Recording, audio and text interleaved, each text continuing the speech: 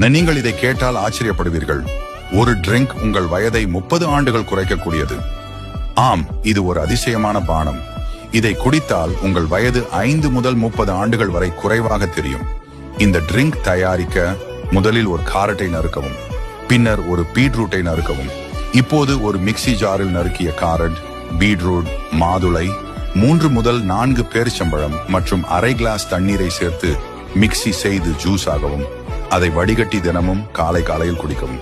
இந்த ட்ரிங்க் உங்கள் முகத்தில் உள்ள மடங்குகளை நீக்கி உங்கள் முகத்தை மிகவும் க்ளோயிங் ஆகவும் டைட்டாகவும் மாற்றும்.